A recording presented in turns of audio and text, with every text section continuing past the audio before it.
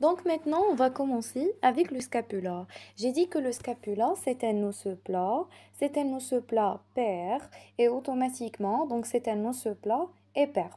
Donc, elle est du forme automatiquement triangulaire, comme vous voyez, automatiquement à base supérieure. Donc, Gunabli, c'est un osseux plat, et c'est un osseux pair, et automatiquement, elle est du forme triangulaire. Il est situé entre le deuxième et automatiquement le septième côte.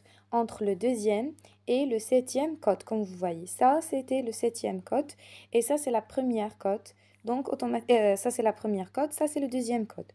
Donc, il est situé entre deuxième et septième côte. D'accord? Ça, c'est le scapula. Gounabli, c'est un osseux plat pair. Automatiquement, elle est située entre le deuxième et la septième côte. Et j'ai dit qu'elle forme automatiquement la ceinture scapulaire. Donc, on a dit que la ceinture scapulaire, il est formé en avant avec le clavicule, en arrière avec le scapula. Donc, il est articulaire automatiquement avec la tête humérale. La tête humérale ici, la tête humérale, donc il est s'articuler automatiquement avec la tête humérale. Comme vous voyez ici, ce qu'on appelle la cavité glutéale, il s'articule avec la tête humérale. D'accord? Donc, il forme la ceinture scapulaire, s'articule avec le mérus et automatiquement, c'est un osseux plat, pair et aussi asymétrique. Et j'ai dit automatiquement, donc cet osseux plat, donc il est de forme triangulaire. Et elle forme la ceinture scapulaire, il s'articule automatiquement en dehors avec automatiquement la tête humérale. Donc exactement entre la cavité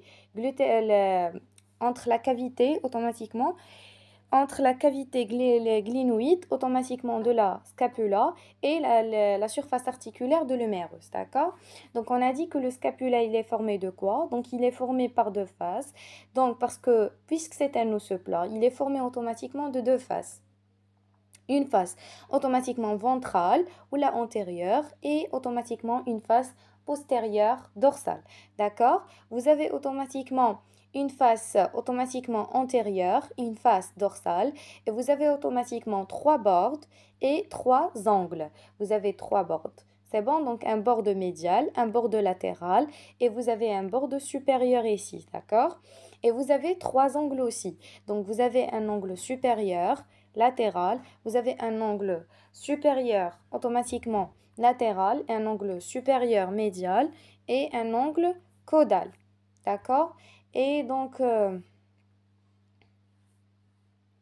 alors je répète, vous avez automatiquement, alors donc ça c'est le scapula, donc il est formé automatiquement par une face ventrale, une face dorsale, d'accord? Et automatiquement il est formé par trois angles, un angle caudal et automatiquement un angle supérieur médial et latéral. Et vous avez ce qu'on appelle un bord médial et un bord latéral et ce qu'on appelle un bord supérieur, d'accord? Vous avez trois bords.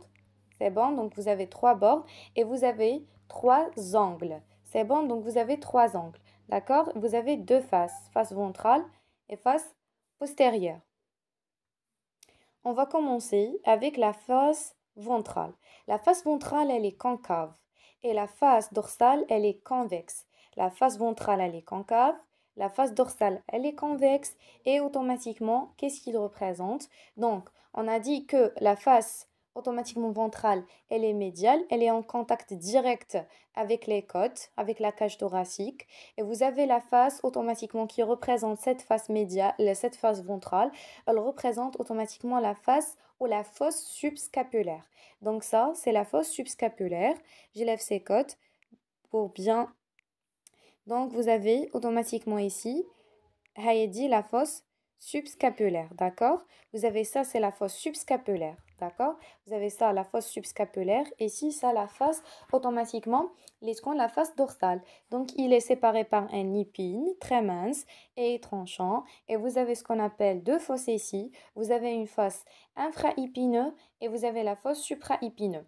J'ai dit la fosse infraépineuse, elle est sous l'épine, et un fosse automatiquement supraépineuse, elle est sur l'épine. Donc, vous avez une fosse subscapulaire et vous avez une fosse infraépineuse et supraépineux. Donc, les deux fosses automatiquement sont séparées par l'épine. L'épine, l'épine, automatiquement, il est prolongé par un acromion ici, d'accord?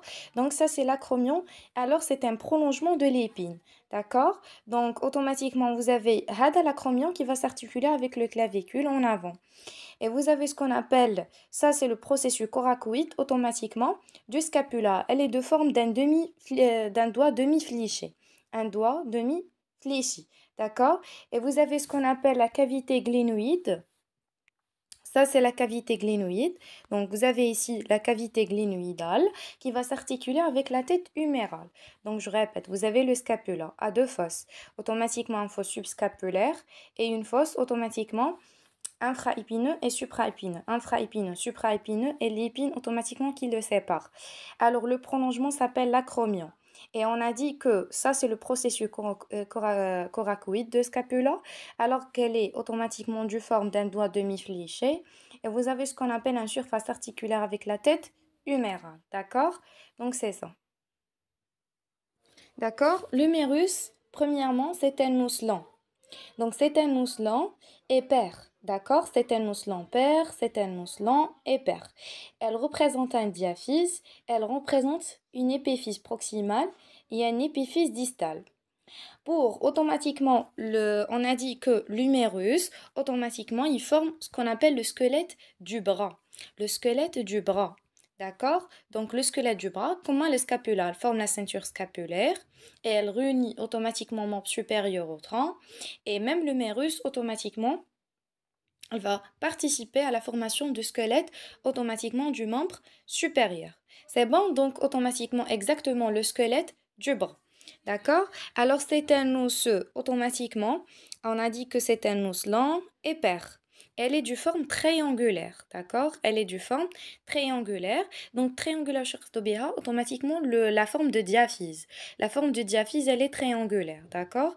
Donc automatiquement cet os lent, elle représente automatiquement deux épiphyses, deux extrémités, une extrémité proximale et une extrémité distale.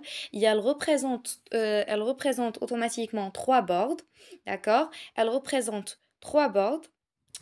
Elle représente automatiquement trois bords. Un bord ventral, hada ou le bord ventral, et un bord médial et un bord latéral, d'accord?